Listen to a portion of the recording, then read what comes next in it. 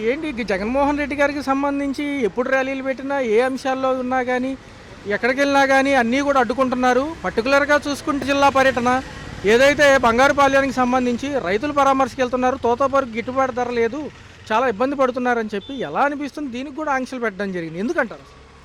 భయం అన్నమాట. జగన్మోహన్ రెడ్డి గారంటే ఈ కుటుంబ ప్రభుత్వానికి, ముఖ్యంగా నారా చంద్రబాబు నాయుడు, పవన్ కళ్యాణ్కి భయం అన్నమాట. ఎక్కడైతే జగన్మోహన్ రెడ్డి వస్తారో అక్కడ ప్రజాభిమానం పెళ్ళిపోతుందన్న విషయం కనిపెట్టిన ఈ నారా చంద్రబాబు నాయుడికి భయం పట్టుకుంది. మళ్ళీ జగన్మోహన్ రెడ్డి ప్రజల్లోకి అడుగు పెడుతున్నాడు. మళ్ళీ ప్రజలందరూ జగన్మోహన్ రెడ్డి పట్టణం ఎక్కడ కడతారన్నో ఒక కుట్రతో జగన్మోహన్ రెడ్డి గారు నిలువరించడానికి 500 మందిని నువ్వు కార్యకర్తలు సమీకరించాలి, హెలీప్యాడ్ అంతా 30 మంది కంటే ఎక్కువ ఉండకూడదు అని చెప్పేసి ఆంక్షలు పెడుతున్న ఈ నారా చంద్రబాబు నాయుడికి నేను ఒకటే చెబుతున్నాను. నిన్నగాక మొన్న నీ కొడుకు నారా లోకేష్ నెల్లూరుకి వెళ్ళాడు. నెల్లూరుకి వెళ్తే ఎంతమంది వచ్చారయ్యా?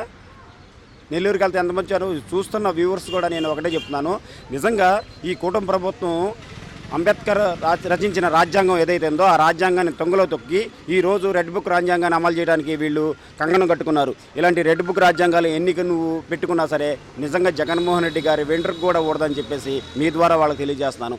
జగన్మోహన్ రెడ్డి గారు ఎక్కడికి వెళ్తున్నారండి? జగన్మోహన్ రెడ్డి గారు ఎక్కడికి వెళ్తున్నారు? మామిడి రైతుల్ని ఎందుకు మీకు గిట్టుబాటు ధర రావట్లేదు, వాళ్ళు పడే కష్టాలు, వాళ్ళు నష్టపోయిన నష్టాన్ని ప్రపంచానికి తెలియజేసే ఒక ఉద్దేశంతో జగన్మోహన్ రెడ్డి గారు ఆ పర్యటన పెట్టుకున్నారులే. కానీ జగన్మోహన్ రెడ్డి గారు వేరే నీలాగా పబ్లిసిటీకి స్టంట్ కోసం వెళ్ళట్లేదు కదా. మామూలు రైతులు మొన్నగా నిన్న ఎంత ఇచ్చావు నారా చంద్రబాబు నాయుడు? ₹2 2.5 ఇచ్చావు. ఈరోజు జగన్మోహన్ రెడ్డి గారు ఏదైతే మామూలు రైతులు పరామర్శిస్తామని చెప్పేసి ఎప్పుడైతే ప్రకటించారో తక్షణమే నువ్వు ₹4 పెంచావు. ఇంకో 2-3 రోజుల్లో ఆ మార్కెట్ మూతపడిపోతుంది. అంటే మామిడి సీజన్ ఏదైతే ఉందో పూర్తిగా మూతపడిపోతుంది. ఇంకో 4 రోజుల్లో ఆ మామిడి సీజన్, ఆ మార్కెట్ ఏదైతే మూతపడిపోతే ఆ మామిడి రైతులందరూ పెట్టిన పెట్టుబడి ఎవరైతే ఆ మామిడి పొలాలైతే ఎవరైతే కొన్నారో వాళ్ళు ఆ లక్షలాది రూపాయలు నష్టపోవటమే కదా. ఈ లోపే జగన్మోహన్ రెడ్డి గారు ఆ పర్యటన పెట్టి ఆ మామిడి రైతులను పరామర్శించి వాళ్ళ జరుగుతున్న నష్టాన్ని ప్రపంచాన్ని చూపించాలి, ఈ ప్రభుత్వాన్ని కళ్ళు తెరిపించాలి, కేంద్ర ప్రభుత్వం కూడా కల్పించుకోవాలనే ఉద్దేశంతో జగన్మోహన్ రెడ్డి గారు ఈ పర్యటన పెట్టుకుంటే ఆ పర్యటన కూడా అడ్డుకోవడానికి ఈ రెడ్ బుక్ రాజ్యాంగం సృష్టిస్తున్న ఈ నారా లోకేష్ అండ్ పవన్ కళ్యాణ్, నారా చంద్రబాబు నాయుడు వీళ్ళు ముగ్గురు కంకణం కట్టుకొని జగన్మోహన్ రెడ్డి యొక్క పర్యటనని అడ్డుకోవాలని చెప్పేసి తీవ్రంగా ప్రయత్నిస్తున్నారు. సస్యమిర అరచేతి నేను ఒకటే చెబుతున్నాను, అరచేత్తో సూర్యుడిని, అధికారంతో జగన్మోహన్ రెడ్డిని అడ్డుకోవడం ఎవరి తరం కాదని చెప్పేసి మీ ద్వారా వాళ్ళకి తెలియజేస్తున్నాను. మొన్న పేరెన్ నాని గారు కూడా మాట్లాడడం జరిగింది. ఏదైతే పర్మిషన్ ఇచ్చారో 3 వెహికల్స్కి దాంట్లోనే నేను వచ్చాను, మళ్ళీ జనాన్ని సమీకరించాను గత సభలో అని చెప్పి పల్నాడు జిల్లాలో ఘటన గురించి నా యొక్క ప్రమేయం ఉందని పోలీస్ స్టేషన్, సత్తినపల్లి పోలీస్ స్టేషన్కి రమ్మన్నారు. నేను వచ్చి హాజరయ్యాను. మీరు ఇచ్చిన పర్మిషన్లోనే మేము వచ్చాం కదా, మళ్ళీ కొత్తగా మా మీద కేసులు ఏంటని అడుగుతున్నారు. ఎక్కడన్నా పారదర్శకత్వంగా ఉందా? ఆద్యాంతం ఈ కూటమి ప్రభుత్వం పరిపాలన మొత్తం కేసులు, కుట్రలు, హత్యలు, మానభంగాలతో సాగుతుంది అనిపేసి ఈ సంవత్సరం 2 సంవత్సరం కాలంలో పరిమితిలో ఇట్టే తెలిసిపోతుంది. అరే ఎక్కడ అసలు సిగ్గు శరం ఉందా ఈ ప్రభుత్వానికి? నారా చంద్రబాబు నాయుడు ఈ కూటమి ప్రభుత్వానికి సిగ్గు శరం ఉందా? వీళ్ళు మనుషుల పశువుల? నిజంగా నరరూప రాక్షసుల, మానవ రూపంలో ఉన్న నరరూప రాక్షసుల అని చెప్తున్నాను. వీళ్ళు పర్మిషన్ ఇచ్చింది నిజంగా వాస్తవంగా మీరు చెప్పినట్టు 3 వాహనాల్లో 3 వాహనాల్లో వెళ్ళండి, అంత మించి ఉండకూడదని చెప్పేసి తదనుగుణంగానే పేరు నాని గారు ఆ వాహనాల్లో వెళ్తున్నారు. ఆ వాహనాల్లో వెళ్ళినా సరే కేసులు కట్టడం ఏంటి? అంటే కేసులకి భయపడే పార్టీయా వైఎస్ఆర్ కాంగ్రెస్ పార్టీ? మీరు పెట్టే కుట్రలకి భయపడిపోయి ఇంట్లో కూర్చునే పార్టీయా వైఎస్ఆర్ కాంగ్రెస్ పార్టీ? వైఎస్ఆర్ కాంగ్రెస్ పార్టీ ప్రజల కోసం, ప్రజల చేత పుట్టిన పార్టీ వైఎస్ఆర్ కాంగ్రెస్ పార్టీ. నిత్యం మీలాగా పెట్టుబడిదారుల కోసం, పెత్తందారుల కోసం పెట్టిన పార్టీ కాదు వైఎస్ఆర్ కాంగ్రెస్ పార్టీ. వైఎస్ఆర్ కాంగ్రెస్ పార్టీ ఆద్యంతం ప్రజల కోసం, ప్రజల సంక్షేమం కోసం, ప్రజల అభివృద్ధి కోసం పెట్టిన party YSR Congress party. YS Jaganmohan Reddy గారు ఈరోజు జగన్మోహన్ రెడ్డి గారు వెళ్ళి కూర్చొని తినాలనుకుంటే 10 తరాలు తరగని ఆస్తుంది వైఎస్ జగన్మోహన్ రెడ్డి గారు. అయినా సరే జగన్మోహన్ రెడ్డి గారు ఆద్యంతం ప్రజల కోసం, పేద ప్రజల కోసం, రైతుల కోసం, విద్యార్థుల కోసం నిత్యం రాజకీయాలు చేస్తున్నారు తప్ప ఇలా పెట్టుబడిదారుల కోసం ఎప్పుడు రాజకీయం చేయలేదు వైఎస్ జగన్మోహన్ రెడ్డి గారు. అయితే ఈ యొక్క సంఘటనకు సంబంధించి ఎలా ఉంది? ఇదైతే కొవ్వూరు నియోజకవర్గంలో హేమాహేమీలుగా ఉన్న ఇద్దరు నాయకుల మధ్య ఈ వివాదం తలెత్తింది. ఒక పక్క చూసుకుంటే ప్రసన్న కుమార్ రెడ్డి గారు కానివ్వండి, ఇటుపక్క లేడీ గారు ఎవరైతే స్థానిక ఎమ్మెల్యేగా ఉన్నారో ఆవిడ గారు కానివ్వండి, ఎలా ఉంది? ఎందుకంటే ఇప్పుడు కూటమి నేతగా ఉన్న ఆవిడ ఫస్ట్ వ్యాఖ్యలు చేయడంతోనే ఈ గొడవలు స్టార్ట్ అయ్యాయి. ఎలా అనిపిస్తుంది? నేను ఒకటే చెప్తున్నాను, ఈ కూటమి ప్రభుత్వం మొత్తం ప్రజల యొక్క మైండ్ సెట్ని తప్పుదోవ పట్టించేందుకు చేస్తున్న పన్నామే ఈరోజు రాష్ట్రంలో జరుగుతుందన్నమాట. ఎక్కడ కూడా మీకు సంక్షేమం కానీ అభివృద్ధి కానీ జరగట్లేదు. ఆద్యాంతం ఈ నిన్న జరిగిన ఘటన ఎంత పైశాచికం, ఎంత హేయమైందండి. అంత హేమైంది. ఆ రోజు ఆ ఇంట్లో వాళ్ళు ఎవరు లేరు కాబట్టి సరిపోయింది. లేకపోతే ఆ దుండగుల దాడిలో ఎవరినో ఒకళ్ళు చంపేసేవాళ్ళు. అంత కిరాతకంగా నిజంగా భారతదేశంలో ఉన్నామా, మనం నిజంగా ప్రజాస్వామ్యాల దేశంలో ఉన్నామా, పాకిస్తాన్లో ఉన్నామా అని చెప్పేసి సందేహం వస్తుంది. మీకేమైనా కక్షలు ఉంటే రాజకీయంగా ఎదుర్కోవాలి. రాజకీయంగా ఎదుర్కోలేనప్పుడు ఇలాంటి దద్దమ్మలు చేసే పనులే ఇలాంటి భౌతిక దాడులు అని చెప్పేసి మీ ద్వారా వాళ్ళకి తెలియజేస్తాను. ఇలాంటి దాడులు చేయాలనుకుంటే ఆ రోజు జగన్మోహన్ రెడ్డి గారు ఇలాంటి దాడులు చేయాలనుకుంటే మీలాగా ఇలాంటి కక్షపూరితమైన రాజకీయాలు చేయాలనుకుంటే ఈరోజు మీరు రాజకీయాలు ఉండేవాళ్ళ, బతికి ఉండేవాళ్ళ అని చెప్పేసి మీ ద్వారా వాళ్ళకి తెలియజేస్తున్నాను. వేమిరెడ్డి ప్రశాంతి రెడ్డి గారు ఎవరైతే ఇప్పుడు లేడీగా ఉండి అక్కడ ప్రజెంట్ కూటమి తరపున ఎమ్మెల్యేగా ఉన్నారో ఆవిడ మొదలుపెట్టింది పిహెచ్డీ చేశారు ప్రసన్న కుమార్ రెడ్డి గారి అవినీతిలో. ఏవైతే ఇసుక దందాలు కానివ్వండి, కాంట్రాక్టులు ఈ యొక్క సంబంధించి పర్సంటేజ్ల గురించి అంటున్నారు. వాళ్ళ ప్రభుత్వాలు కాదనే కదా ఇప్పుడు మరి మీకు ఎన్నుకున్నారు, మీరైనా సరిగ్గా చేయొచ్చు కదా అని ఆయన మరి ఏదైనా ఉంటే నిరూపించాలంటున్నారు. మరి ఈ నిమిత్తం కూడా ఇద్దరి మధ్య జరిగిన ఈ వాగ్వాదం, ఆయన నెల్లూరులో ఉన్న ఇంటిని ధ్వంసం చేశారు 200 మంది. వాళ్ళ అమ్మగారు ఉన్నారు, ఒకవేళ నేనున్నా నన్ను చంపేసేవాళ్ళని ఆయన అంటున్నారు. నేను చెప్పేది అదే. రాజకీయ విమర్శ చేసినప్పుడు నీకు చేతనైతే ప్రతి విమర్శ చేయాలి, లేదా నిరూపించాలి. నిజంగా మీరు చెప్పిన వ్యక్తి, మీరు మా వైఎస్ఆర్ కాంగ్రెస్ పార్టీ నేత, నాయకుడు నిజంగా అవినీతికి పాల్పడి ఉంటే మీ ప్రభుత్వం ఉంది కదా, మీ ప్రభుత్వం ఎంక్వైరీ చేయించు, ప్రజల ముందు పెట్టు. మొత్తం కోర్టులు ఉన్నాయి, న్యాయస్థానాలు ఉన్నాయి, చట్టాలు ఉన్నాయి. మీరెందుకు ఇలా భౌతిక దాడులు చేయటాలు? అంటే ఇలా భౌతిక దాడులు చేసుకుంటూ వెళ్తావా? సరేనే, మీరు చెప్పినట్టు వాస్తవేనండి.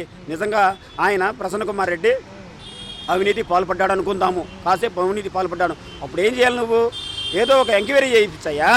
అమ్మ తల్లి మహానటి, నువ్వు ఎంక్వైరీ చేయించి తద్వారా నిజంగా నిష్పక్షపాతంగా నేను రాజకీయం నడుపుతాను, అతను అవినీతికి పాల్పడ్డాడని చెప్పి నిరూపించు. కోర్టులు ఉన్నాయి, వ్యవస్థలు ఉన్నాయి, దాని ద్వారా శిక్షించు. అంతేలే కానీ రాజకీయ విమర్శలకు ప్రతి విమర్శలు చేయడం మామూలే, ఎవరైనా చేస్తారు. దానికి అనుగుణంగానే ఆయన మీరు చేసిన విమర్శకి ప్రతి విమర్శ చేశాడు. అంతగా మీరు వెళ్ళి ఇంటి ముందు వెళ్ళి ఇంటి మొత్తం దేవుడు పటాలు లేదు, దీపారాజన పటాలు లేదు, ఏం లేదు.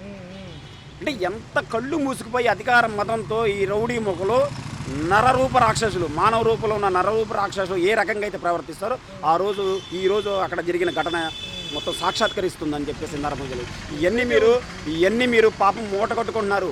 ఒక్కొక్కటిగా శిశుపాలుడు ఏదైతే 1, 2, 3, 4, 5, 100 తప్పులు ఏదైతే చేశాడో అదే రకంగా మీ 100 తప్పులు దగ్గరలోనే పూర్తి కాబోతున్నాయి.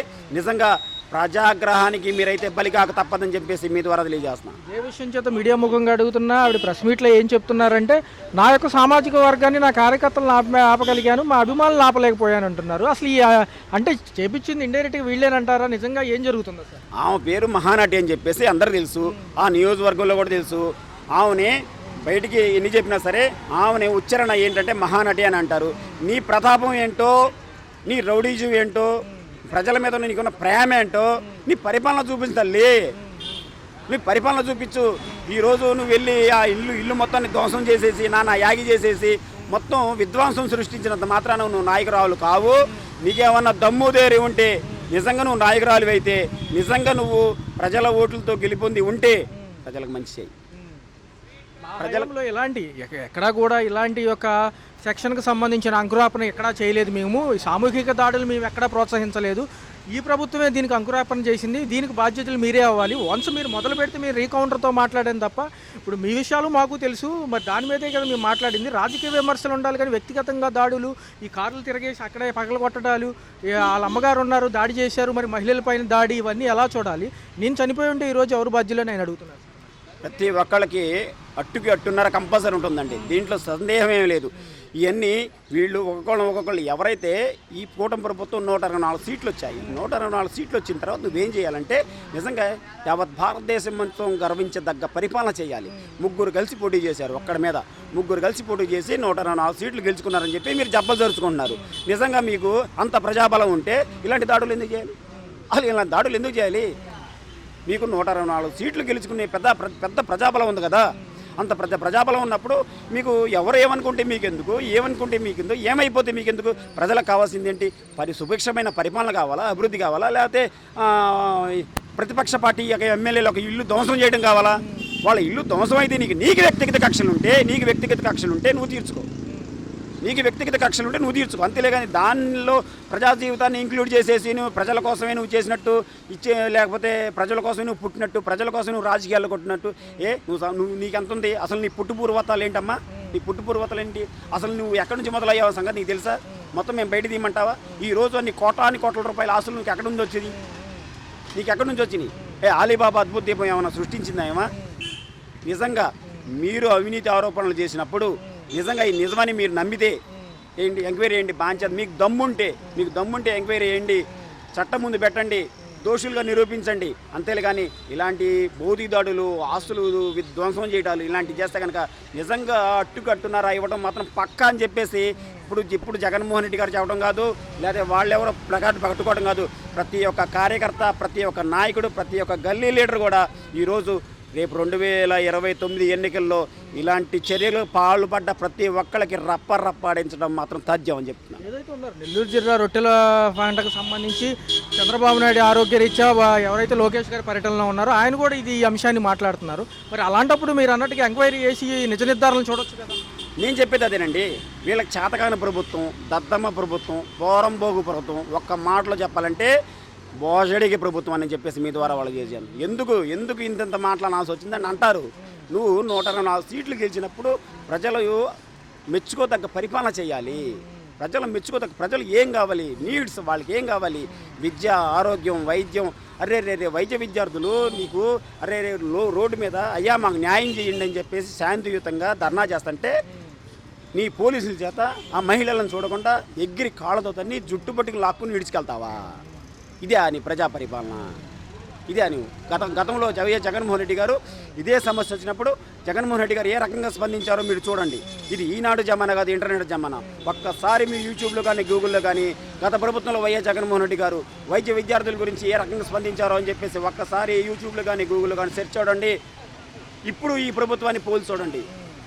ఎవరు ప్రజల కోసం ఉన్న పార్టీ, ఎవరు ప్రజల కోసం పనిచేస్తున్న పార్టీ, ఎవరు విద్యార్థుల కోసం, ఎవరు ముసలి తాతల కోసం పనిచేస్తున్న పార్టీ, ఎవరు రైతుల కోసం పనిచేస్తున్న పార్టీ, ఎవరు మహిళల కోసం పనిచేస్తున్న పార్టీ అని చెప్పేసి మీకిట్టే తెలిసిపోతుంది.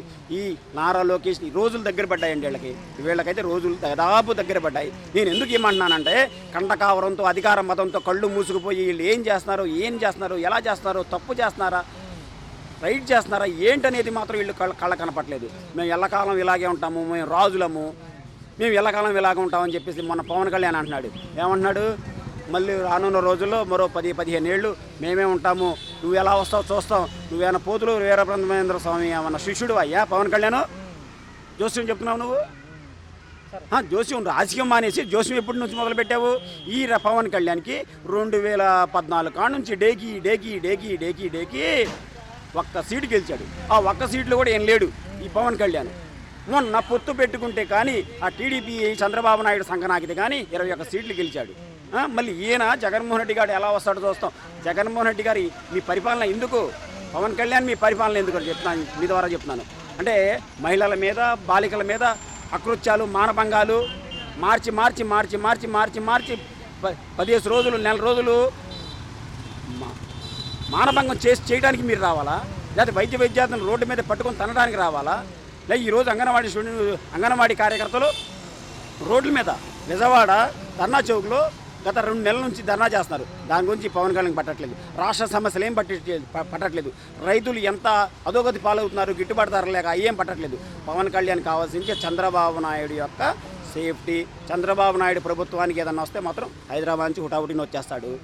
కాబట్టి ప్రజలకు కావాల్సింది ప్రజల కోసం ఆలోచించే నాయకుడు కావాలి. అలాంటి నాయకుడు వైఎస్ జగన్మోహన్ రెడ్డి గారు. మీరు వీళ్ళు ఎన్ని కుట్రలు పడినా, ఎన్ని చేసినా సరే వైఎస్ఆర్ కాంగ్రెస్ పార్టీ నాయకులు, కార్యకర్తలు అన్నిటి తెగిడిచి సిద్ధంగా ఉన్నారు. రానున్న రోజులైతే 2029 ఎన్నికల్లో తాడో పేడో తేల్చుకోవడానికి సిద్ధంగా ఉన్నారు. హలో, తెలుగు రాజ్యం ఛానల్ చూస్తున్నారా? సామాజిక, రాజకీయ, జీవన చిత్రణే తెలుగు రాజ్యం. అతిశయోక్తులు, అసత్యాలు ఉండవు. రాజకీయ కోణం కాదు, ప్రజా కోణమే కొలబద్ద. తెలుగు రాజ్యం వీక్షణ మీ ఉత్తమ అభిరుచికి నిదర్శనం.